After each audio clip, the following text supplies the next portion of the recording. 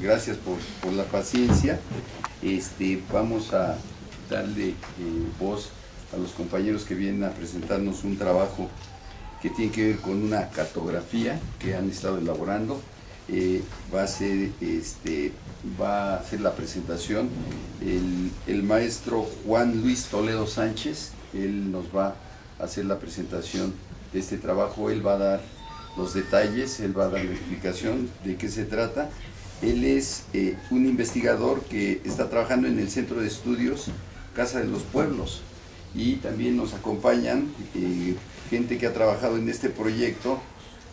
Está Lucicela Aquino Mendoza y también Cecilia Bautista Miguel.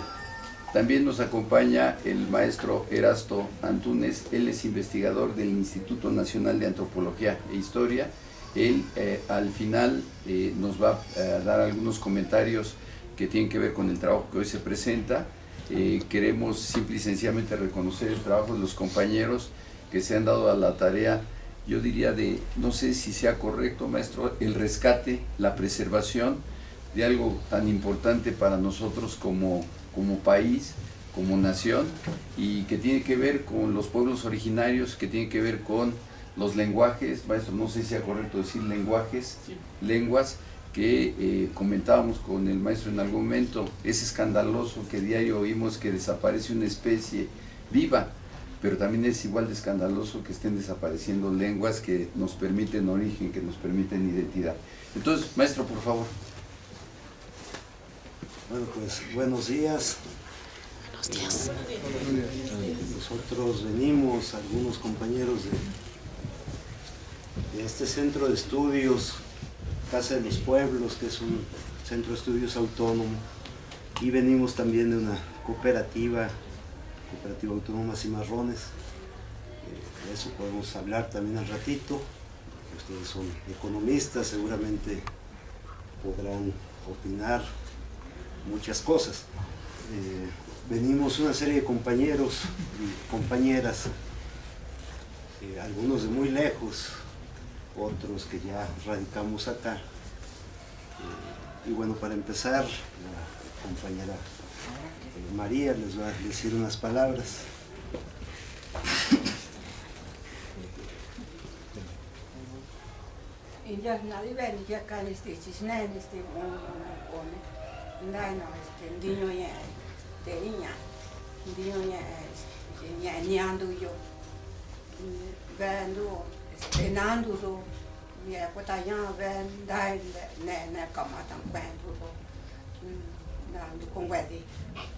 Que dije, les di los saludos y las gracias por estar aquí con nosotros. Vamos a presentar un trabajo de 6 años, trabajo de muchas personas, lengua originario de varios pueblos, trae el significado de cada lengua en castellano.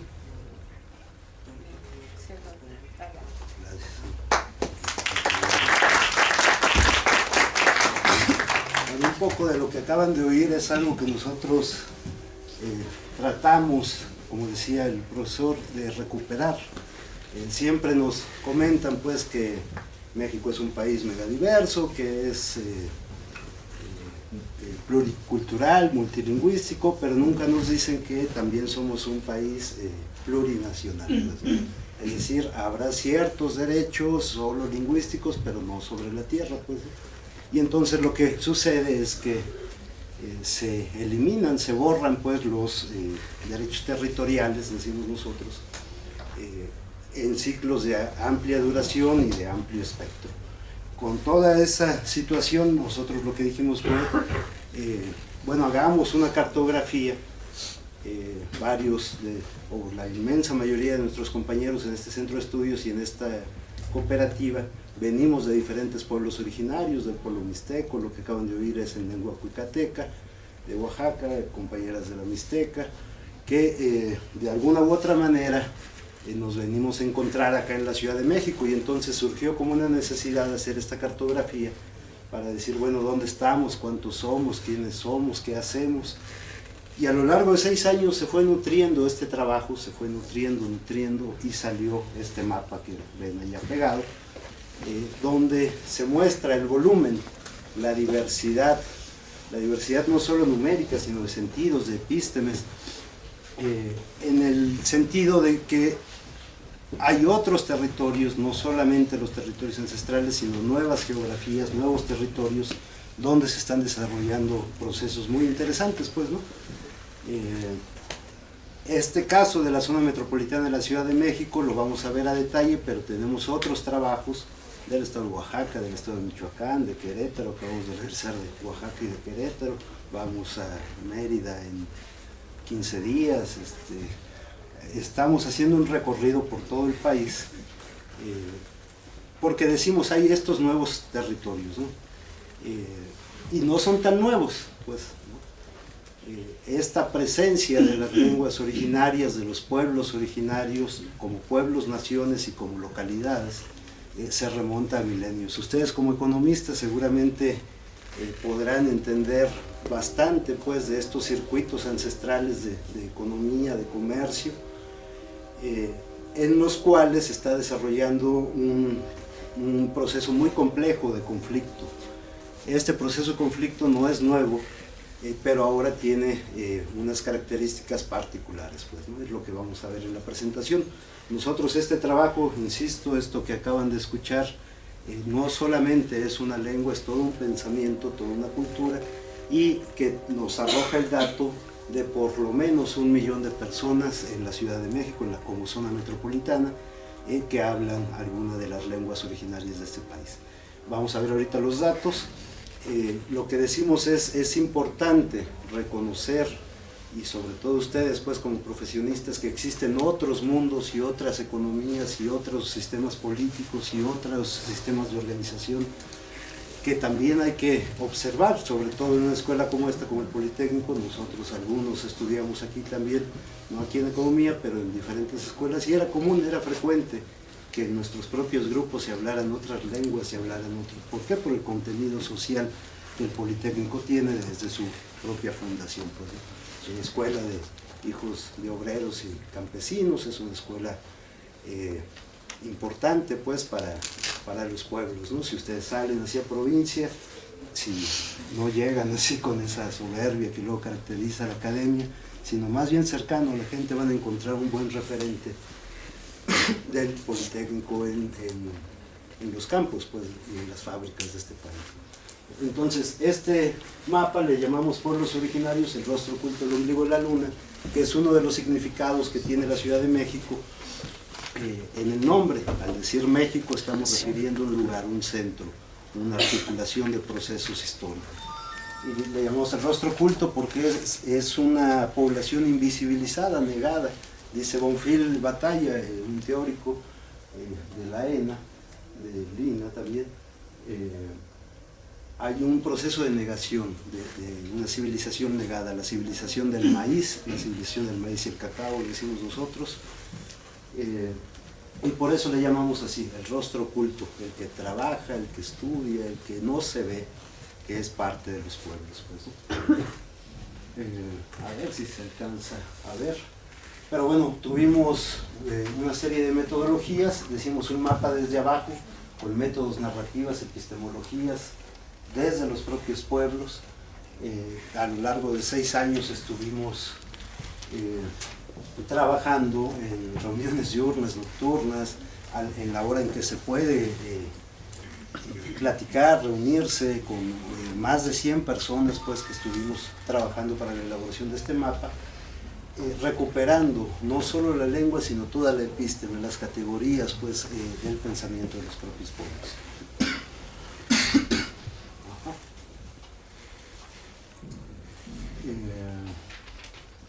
Está un poquito arriba, a ver si alguien nos echa la mano para ver si lo acomodamos, pero vamos platicando. Y entonces se tuvieron cientos de reuniones. No sé si habrá alguien que nos ayude como a acomodarlo un poquito mientras yo continúo. Que la parte de arriba es como importante. Sí, los dejo. Sí, Perfecto. No son pocos los obstáculos, decimos, que se presentaron en este trabajo. Por ejemplo, esto que escucharon ahorita, esta lengua fue silenciada a golpes por una política de Estado, a golpes, literalmente. La compañera les puede decir cómo en su infancia, los primeros grados, pues que solo hay eso, sigue existiendo en las comunidades solo los primeros grados de estudio, tenía uno que llevar una vara, pues, que había que remojar en la noche, por si hablaba uno la lengua en la escuela, con esa misma vara te golpeaban, pues. Entonces hubo que remontar todo eso, hubo que recuperar el pensamiento, las ganas de volver a hablarlo, perder la pena, la vergüenza, lo que fue silenciado a golpes, pues, ¿no? La que sí, por favor. Y entonces el mapa fue revisado por dos conjuntos fundamentales de participantes. Por un lado, nuestros propios compañeros, mayoritariamente ancianos, que son los que tienen el conocimiento más profundo, pues, de la palabra, del pensamiento geográfico, del pensamiento político, económico de estas culturas, y un grupo de profesionistas de las áreas de antropología, geografía, biología, promoción de la salud y economía, así como por diversas organizaciones sociales. Y entonces decimos, bueno, ¿qué es la zona metropolitana? Es un centro múltiple, un punto central, un pulso, un espacio megadiverso.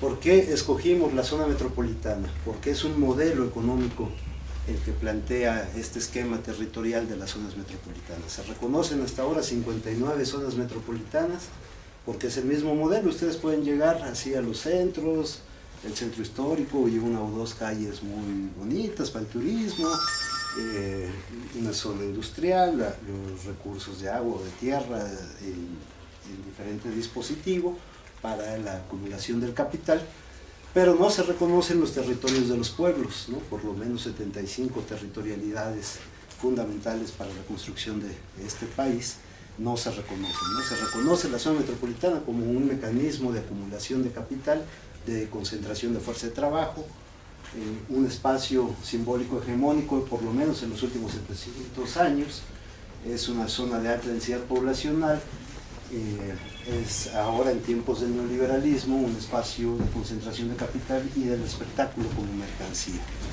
Es decir, hay una serie de capas que podemos ir observando, pero que tienen un sentido de reproducción económica, pues, ¿no? Por ejemplo, hay algunos teóricos que plantean las territorialidades superpuestas. Nosotros decimos sí, además de ser superpuestas, están yuxtapuestas. ¿Cómo lo podemos observar? Es, por ejemplo, en la Ciudad de México muy claro, ¿no? El Templo Mayor, encima la Catedral, encima la Torre Latinoamericana, cuando todavía en el Estado-Nación fuerte, pues, del Partido de Estado, pues estaba, digamos, la estructura de poder político del Partido de Estado encima, digamos, o a la par de este desarrollo de la modernidad. Y ahora en tiempos del neoliberalismo, ¿qué es lo que vemos, por ejemplo, en esa zona del centro del Zócalo? Pues la Feria Telcel, el 007, la pista de hielo, es decir, el espectáculo como mercancía, como un mecanismo económico de acumulación de capital. Es además también un objetivo político-militar, pero todo esto se desarrolla sobre la base de la destrucción de la vida de los pueblos. Vamos a ver la que sigue, por favor.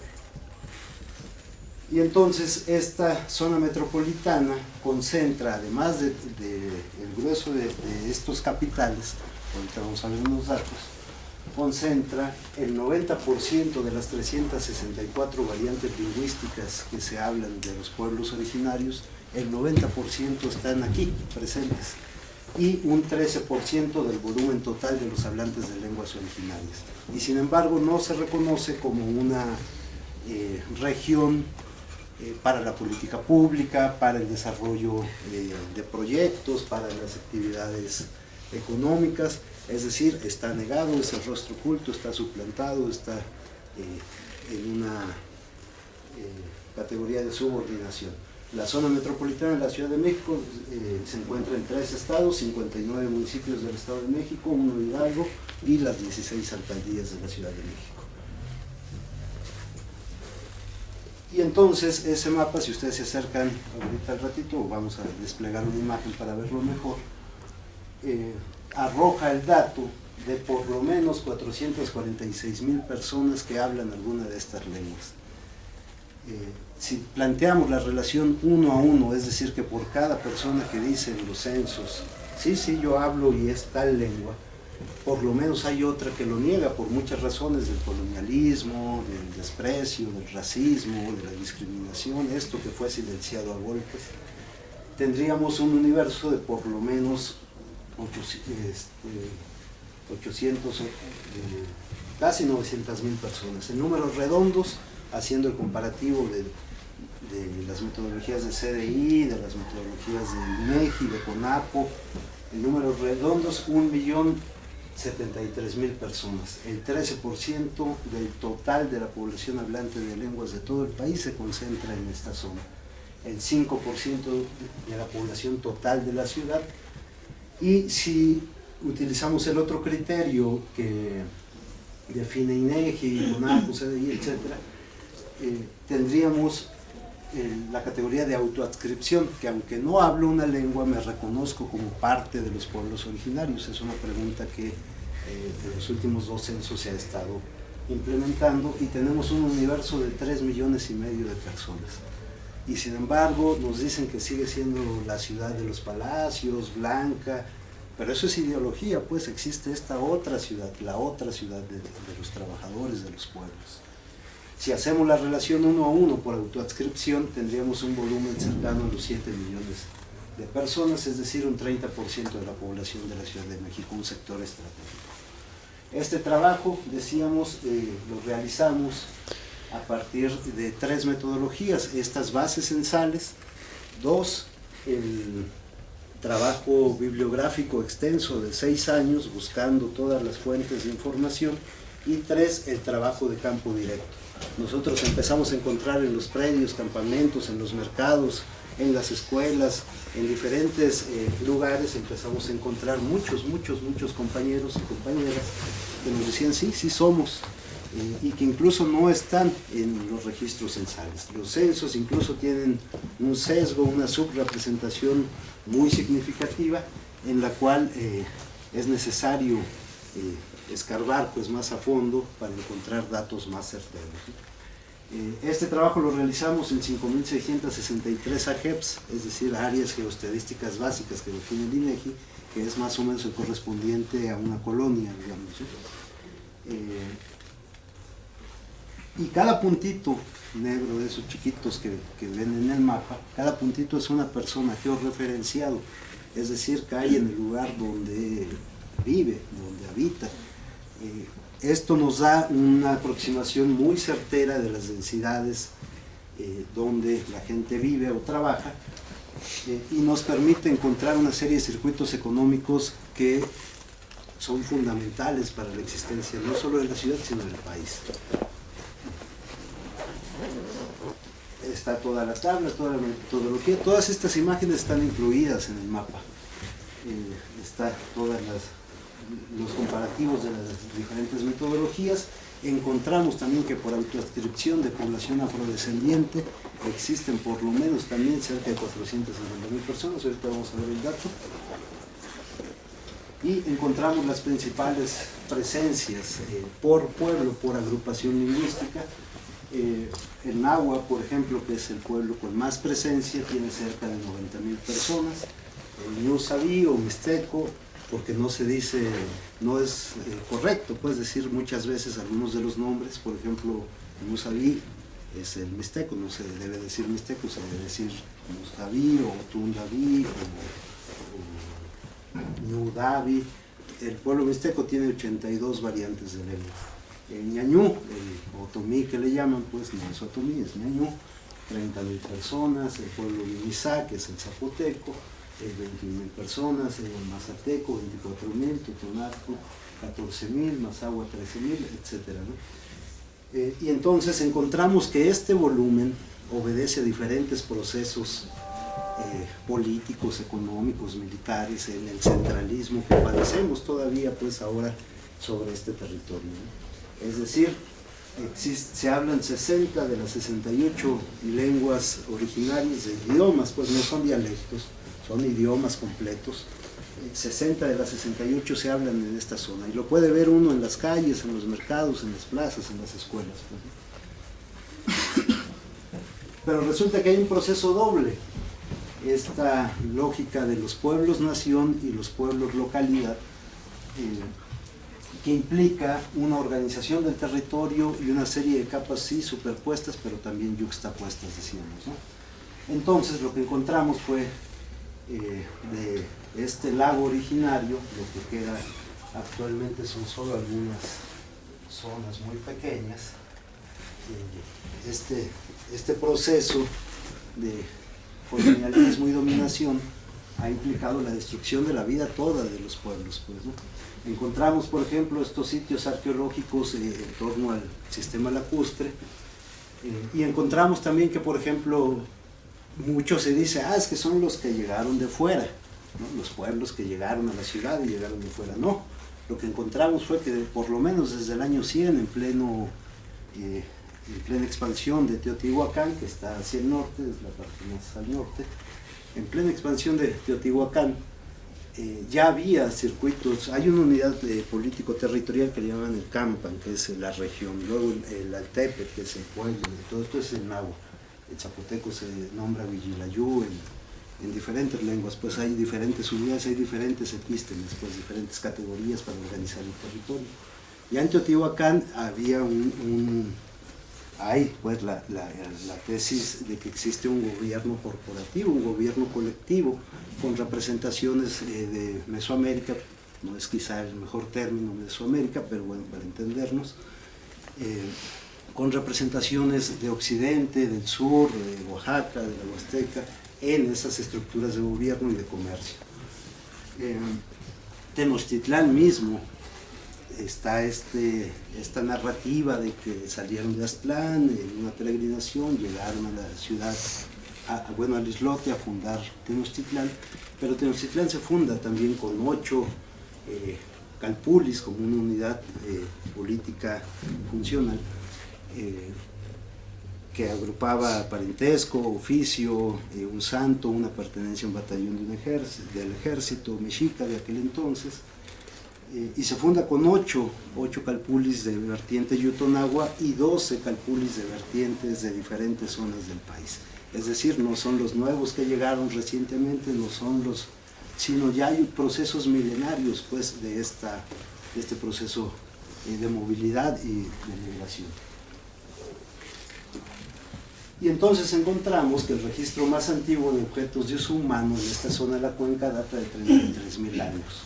El registro más antiguo de cuerpos humanos de 25.000, los primeros centros urbanos de 4.000 a 3.200 años antes del presente, en esta zona, Xochimilco, Tlapacoya, lugar aquí adelantito en Tlatilco, aquí cerquita pues del casco.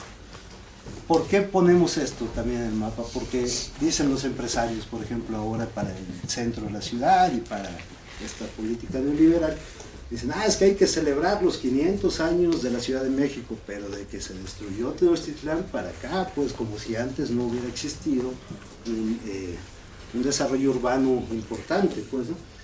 Entonces decimos, por lo menos hay 4.500 años de historia de la construcción de una serie de ciudades en este circuito lacustre de esta cuenca.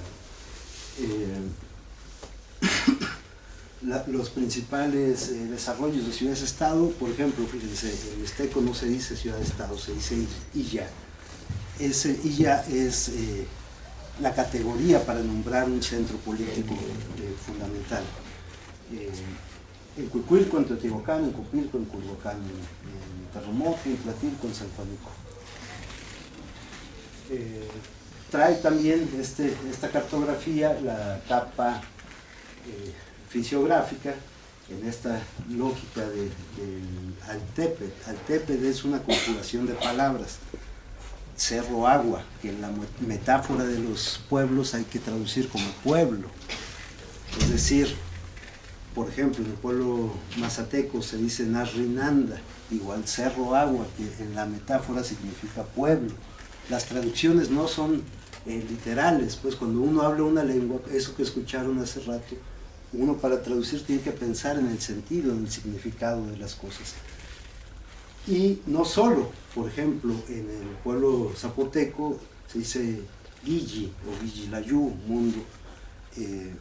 Lo que se está refiriendo es lugar de tierra y fuego, donde se prepara el fuego, donde se cocina. O por ejemplo, en esta misma metáfora, para decir guerra, por ejemplo, dicen algunos lingüistas y algunos antropólogos, es que Tlatelolco se defendió con flechas, con escudos. No, la traducción no es con flecha y escudo. Flecha y escudo, al juntar la palabra, es guerra. De la misma forma que morral y semilla, al juntar las palabras, significa secreto. Es decir, no es la traducción literal, pues, ¿no? Sino hay todo un pensamiento metafórico desde los propios pueblos. Bueno, pusimos también los cerros principales, el tepe del cerro, pues, las alturas promedio, el hundimiento promedio, el perfil en 3D, las densidades poblacionales, uno como cuenca, otro como ciudad, otro como zona urbana, y es en promedio casi 6.000 habitantes por kilómetro cuadrado en la zona de la Ciudad de México. Hay lugares que llegan, por ejemplo, Nezahualcóyotl, Chimalhuacán, Ecatepec, rebasan los 17.000 habitantes por kilómetro cuadrado. Es decir, ¿qué economías se están generando en esas densidades? Las economías de los trabajadores. No sé si todavía acá en economía plantean que son economías marginales, pero nosotros decimos que no son solo marginales, pues son también un sustento y una proyección del desarrollo de los propios pueblos y de la nación, ¿no? Hay una nación hegemónica, esta así de la bandera, del tri, del fútbol, del Estadio Azteca, todo este pensamiento hegemónico, pero hay una diversidad de pueblos que siguen estando presentes en todo el territorio, pues incluso con nuevas geografías, con nuevos... la importancia de los pueblos, por ejemplo, Mixteco, Tlapaneco, Mepá, pues para los campos de cultivo en el norte es fundamental, pues si no hubiera esa fuerza de trabajo, esos campos no se desarrollan, pues, ¿no? En la zona de San Quintín, en Baja California, en los campos agrícolas de Sinaloa y Sonora, en diferentes unidades también del estado, agrónomas del Estado de México, de Michoacán, de Puebla.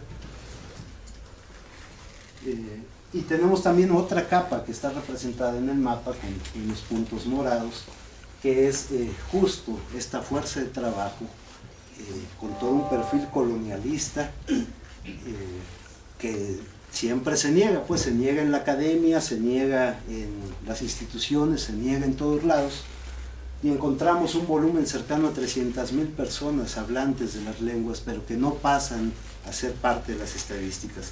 ¿Por qué?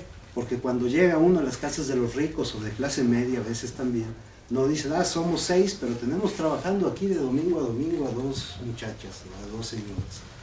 Eso no lo dicen, pues, ¿no? Y ese es el colonialismo más brutal, pues, jóvenes, así como ustedes, mujeres, hombres, jóvenes, que no hay otra opción más que trabajar y vivir en esas casas, o en las centrales de abasto, o en las grandes obras de infraestructura, o en los reclusorios, que no pasan pues los censos y preguntan, o en los camellones, y que todavía dicen que afean la ciudad, pues, ¿no? Y que todavía dicen que no son parte de nosotros, pues, ¿no?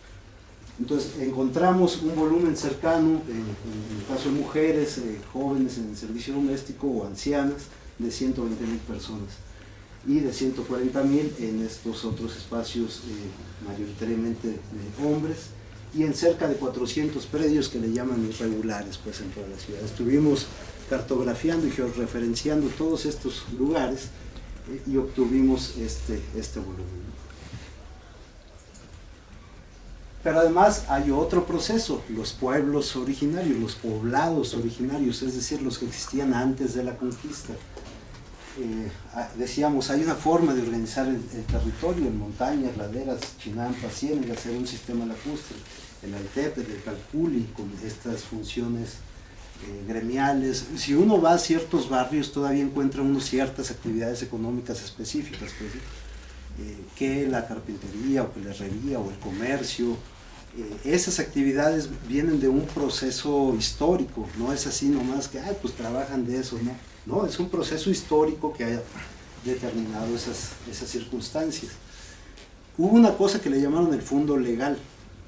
Es decir, primero llega la conquista, destruyen la ciudad, dice Motolinía, hay una serie de plagas que azotan a la Ciudad de México, en la metáfora también, no como plagas meramente.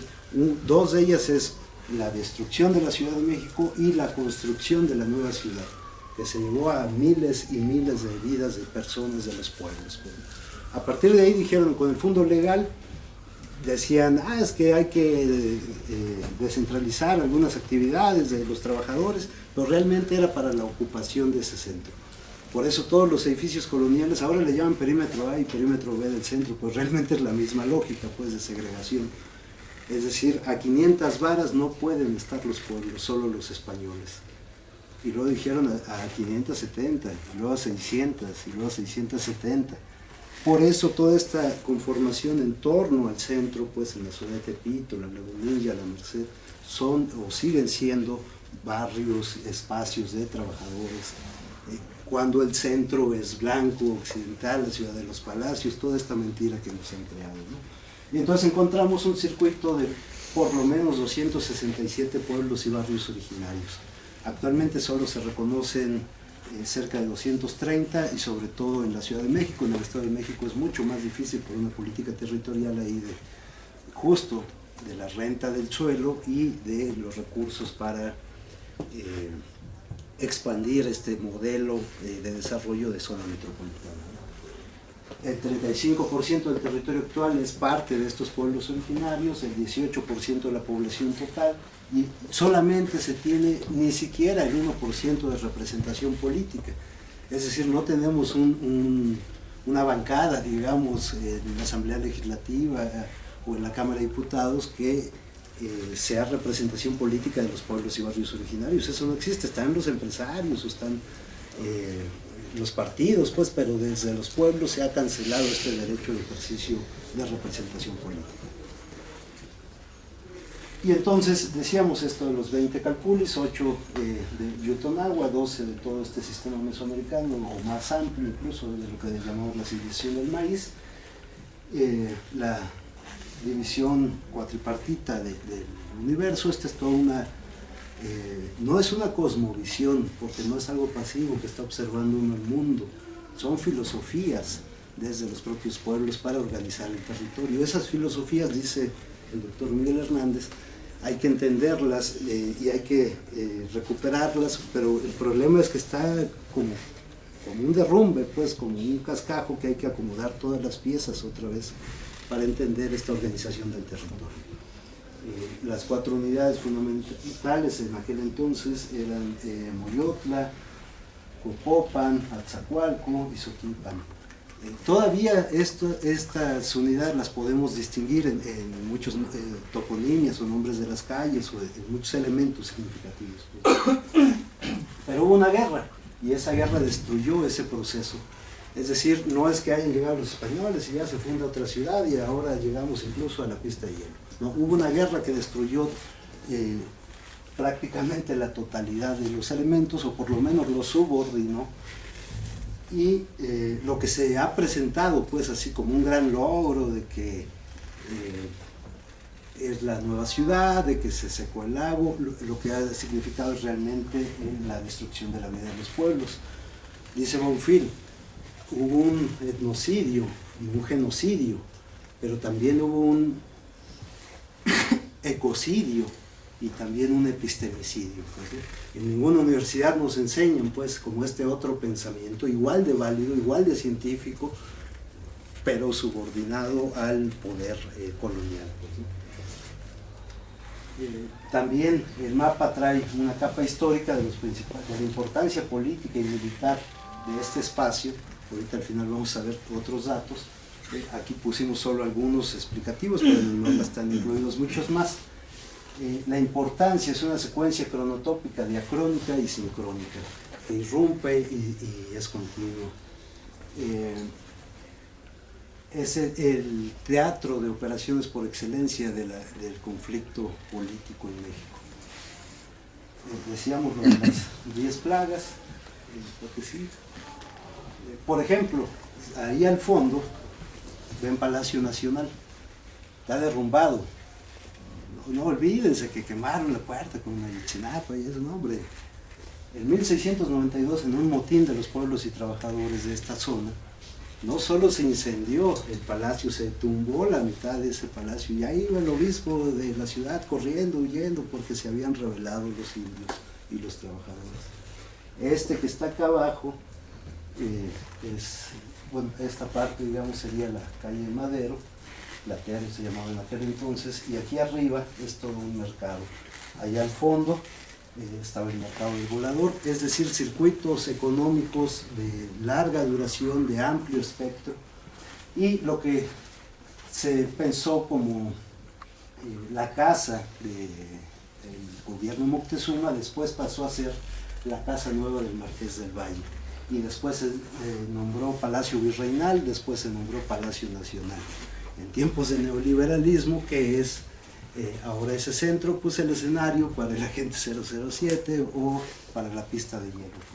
Pues, esas son las capas de superposición, pero hay otras, que a pesar de que haya este colonialismo, que a pesar de que, por ejemplo, en la zona de la Merced, a pesar de que han durante 400 años querido quitar ese mercado, permanece, pervive, y pervive no solo como estructura arquitectónica, sino en la vida plena de quienes trabajan y que no sé ustedes, pues, pero en particular muchos de nosotros, hay ciertos lugares que son de encuentro y de práctica cotidiana.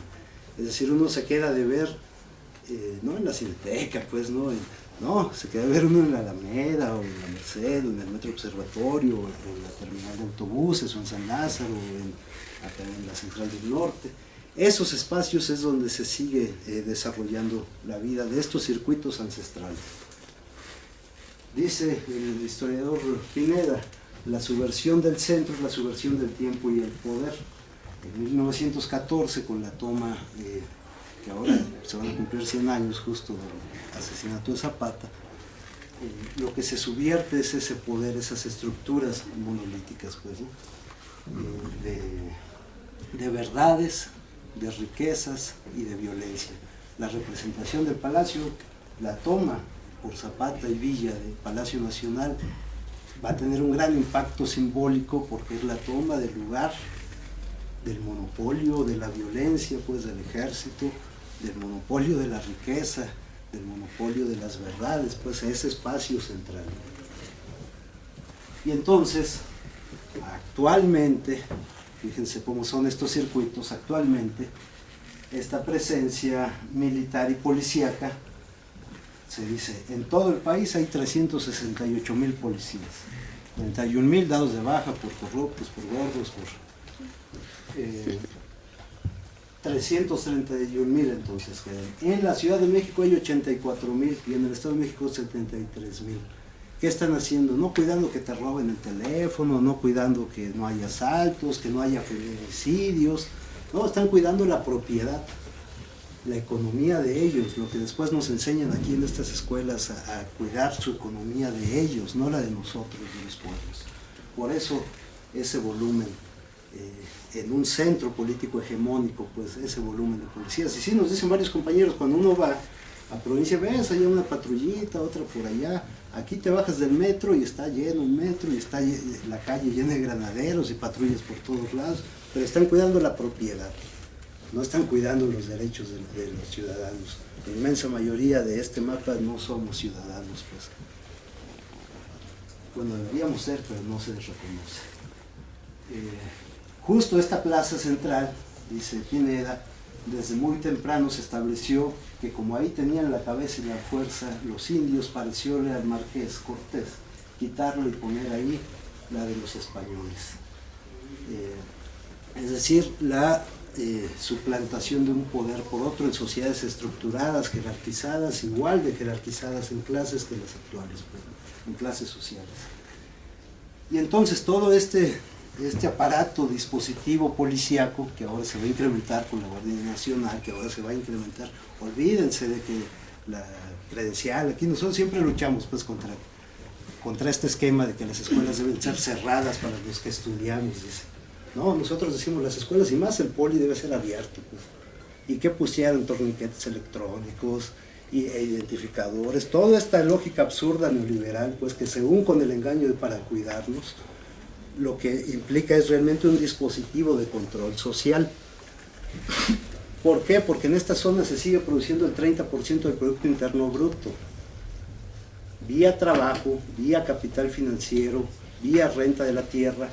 Existen, por otro lado, esta otra economía, que existen por lo menos en esta unidad territorial de zona metropolitana 765 mercados públicos, 3.150 tianguis, 5 centrales de abasto, 225 plazas comerciales de estas Walmart, comerciales, de ese tipo, 225 contra 3.150 tianguis.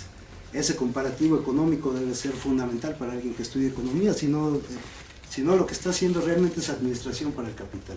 La economía es otra cosa, pues, ¿no? Encontramos que al 2017, 2018, existen 93 luchas entre el Estado capital y los pueblos, es decir, por el despojo del territorio, por la instalación de infraestructura, por una serie de elementos. 93 procesos de lucha territorial. El más significativo, Atenco, pero no solo, es sobre la propiedad de tierras y aguas de los pueblos, donde el capital crece, despoja y urbaniza, pues es el modelo de urbanización económica. El mapa de pobreza y marginación, van a ver que coincide plenamente los grados mayores de pobreza y marginación con la mayor densidad de población hablante de lenguas originarias. En la zona de Chimalhuacán, aquí es Chimalhuacán, Ciudad Neza, Iztapaluca, Chalco, Valle, Iztapalapa, Naucalpan, Ecatepec. Es decir, el 94% de los que hablamos alguna lengua tenemos prácticamente prohibido llegar a la universidad. No porque no queramos, no porque no podamos, todas esas mentiras que han dicho, sino porque no hay el sustento económico para lograrlo. El 38.7% de los niños padecen desnutrición infantil crónica. En educación se dobla el porcentaje, 5.7 grados de la población hablante de lenguas contra 9.1 grados de escolaridad de la población que no habla alguna lengua. El 72% no tenemos derechos de salud, de ningún tipo de servicio, ni ISSSTE, ni IMSS, ni nada de eso. No existe, no hay. Por eso decimos que no, que deberíamos ser, pero no somos ciudadanos. Es el país de la desigualdad, decía Ricardo Flores Magón. En esta zona, ahí tenemos compañeros nosotros, en esta zona de aquí, se llama La Coyotera, está acá cerca por Mixquilucan. Nuestros compañeros tienen que trabajar recogiendo las pelotas para los ricos que juegan tenis enfrente, en la barda de enfrente.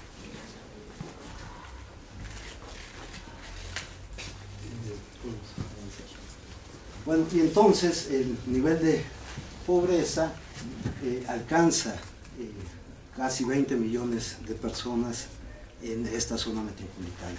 Ahí están los principales municipios, en pobreza extrema. Todos estos datos están en el mapa, traemos también ejemplares por si alguien quiere adquirirlo, los estamos vendiendo. Sí. Bueno, la síntesis de en qué polígonos urbanos rurales, sí. Todas estas categorías que vienen escritas también en el mapa, el Vigilayú, el Aviala, el Semanagua, el Anáhuac, el Ñu, Oñoque, el Cucateco, el Mixteco, las lenguas mixtecanas, significa, es contextual y es tonal. Bueno, encontramos cerca de 16 categorías para definir un mundo, las unidades fundamentales de organización política y territorial, el Altepe, el Rinando, el Guille, el Cumaltic, el Ñu. Fíjense, en chino se dice Shan Shui, cerro agua, que también significa pueblo. Las principales categorías, el Galahuiguille, el lugar central, el Altepe de Yolo. Tenemos 57 formas de nombrar a la Ciudad de México, porque todo el país no se nombra como nos han dicho que se nombre. México no es México, hay por lo menos 57 formas de nombrarlo. Oaxaca no es Oaxaca, se dice Indubé. En Cuicateco se dice Inguyú, en Zapoteco se dice Citá, Olulá, en Oaxaca. Es otra toponimia. La afrodescendencia, los números, 1.2% de la población, 409.000 personas, 800.000 en la zona metropolitana. Decíamos, hay un genocidio, un etnocidio, un ecocidio, un epistemicidio. Se borró este conocimiento, ¿no? Decimos, si el Estado creó naciones, el Estado-nación creó naciones, el Estado neoliberal va a crear mercados. Es decir, las ciudades funcionan ahora como mercados para el consumo y la explotación de trabajadores. La toponimia, el sentido, una lógica, una ontología, la narrativa a ras de tierra, en lugar de la estrella de la rosa de los vientos y que todo lo que nos ponen en los mapas, ponle la rosa de los vientos, que no, ya había hace más de 1700 años toda una reconfiguración del territorio, toda una asociación. Si ustedes pueden ver, ven los rumbos, ven la orientación, ven el significado, el sentido, la lógica. Hay muchas expresiones de esas, muchas. Y bueno, un poco este proceso le llaman los geógrafos gentrificación, es decir, desplazar a la gente por el incremento del valor de la renta de la tierra, pero hay un proceso de amplia duración que es la recuperación del territorio, la recuperación de la economía, la recuperación de la estructura política. Este mapa lo que va a hacer es una narrativa de 700 años, por lo menos, de ese proceso de amplia duración, que con todo el fondo legal de expulsión y que no pueden estar aquí a 500 varas, ahora en el año 2018 habemos 1 millón de personas estando en esta zona, ¿no? En el corazón de la reproducción del capital, 1 millón de personas. Pues la presentación sigue con otras 40 diapositivas, pero por ahora terminamos.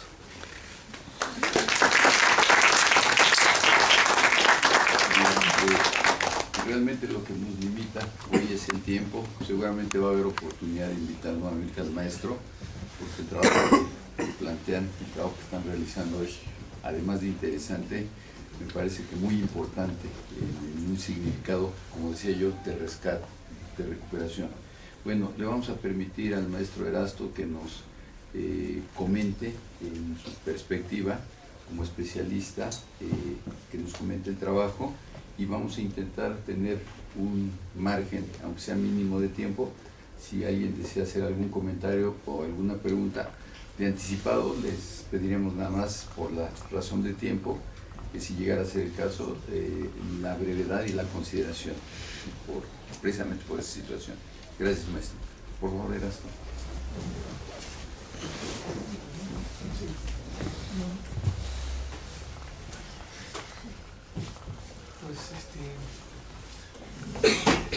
Me voy a centrar, yo no traigo diapositivas, mi única función aquí va a ser comentar esta titánica labor, que los felicito verdaderamente, porque no había visto yo condensado un trabajo de esta naturaleza.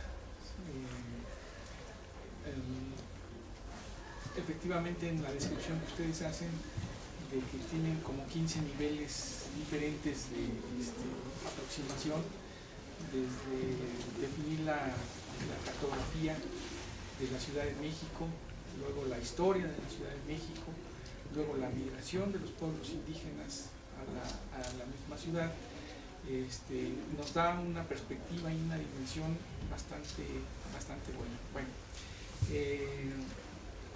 hay muchos, en la historia de México,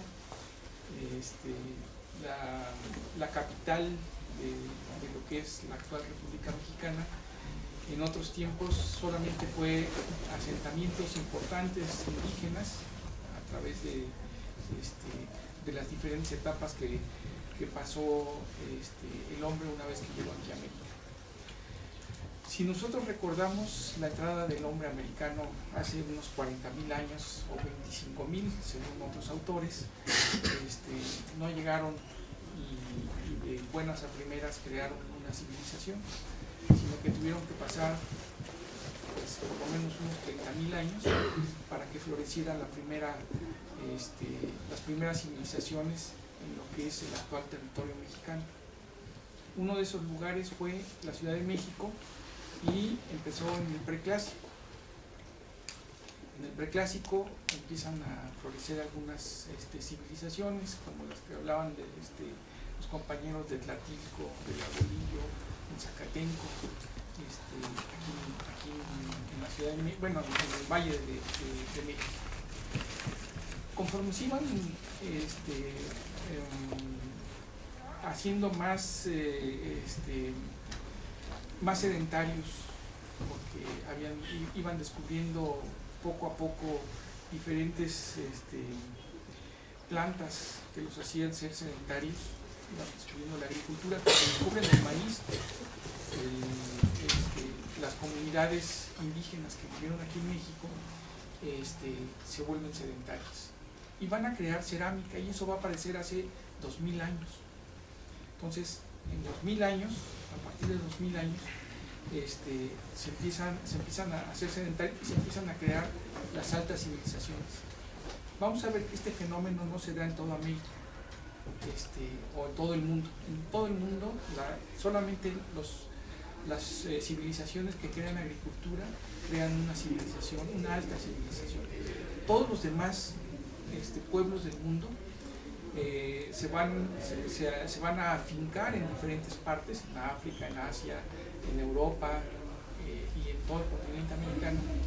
Van a ser pueblos simplemente que van a vivir de la caza y la recolección.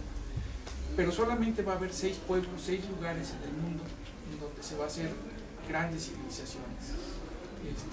Una de ellas es Egipto, la otra es Mesopotamia, la otra es la India, China, y aquí en América dos regiones. Mesoamérica, se conoce lo que es básicamente el centro de México y Centroamérica, y en el Perú, Bolivia, Ecuador, se van a crear otra gran civilización.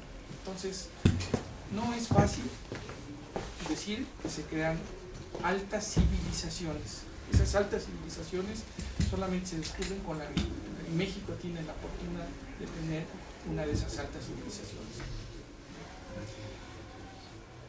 Estas altas civilizaciones también crearon diferentes lenguas. Se ha dicho